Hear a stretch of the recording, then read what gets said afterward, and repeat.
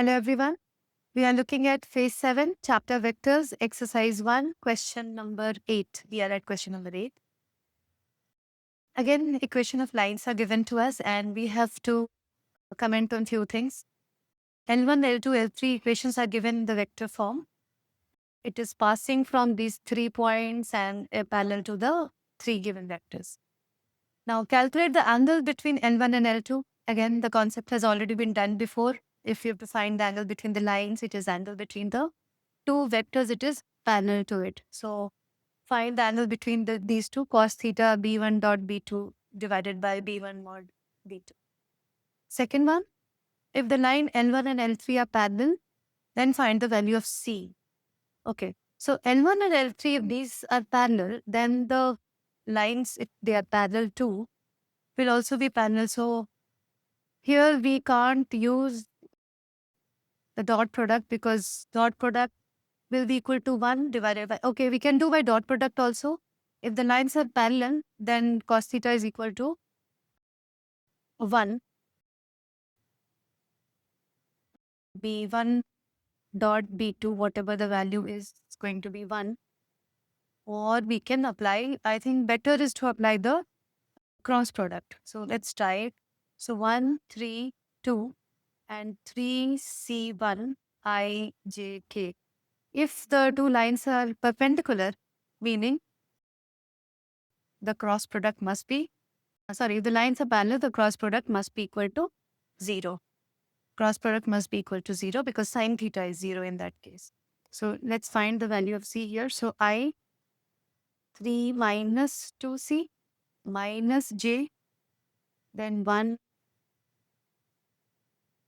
then 1 minus 6 is minus 5 plus K, C minus 9. This should be equal to 0. So this is 3 minus 2C whole square plus 25 plus C minus 9 whole square. This is equal to 0. From here, we can find the values of C. Yeah, we can find the value of C from here. We'll get C is equal to minus 4. So this is the equation we can form. हाँ, यहाँ पे we have used also cos phi के form में भी we have used. So cos phi is equal to 1. Cos phi is equal to 1 because the lines are parallel. Theta is equal to 0. So cos theta का value 1 आएगा. So it is b1 dot b2 divided by b1 mod and b2 mod. So that is equal to 1. That also, or we can use this. In both the cases, we'll get a quadratic which we can solve to find C. Now, given L3 and L2 intersect, find the value of C. So here also again, we have done this concept before. The only thing I want to reiterate here is that whenever we do find the value, point of intersection, we always use this concept that write the coordinates in the parametric form and then match the coordinates from both the lines. And because there are 3 coordinates, so if one unknown is there, we'll just use 2 equations to find 2 parameters.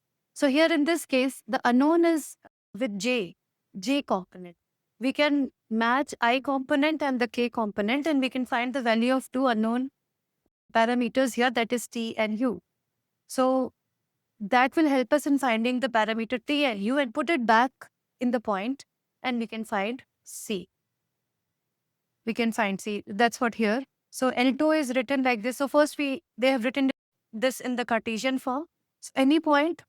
So this you need not write like this. We can directly get it from here.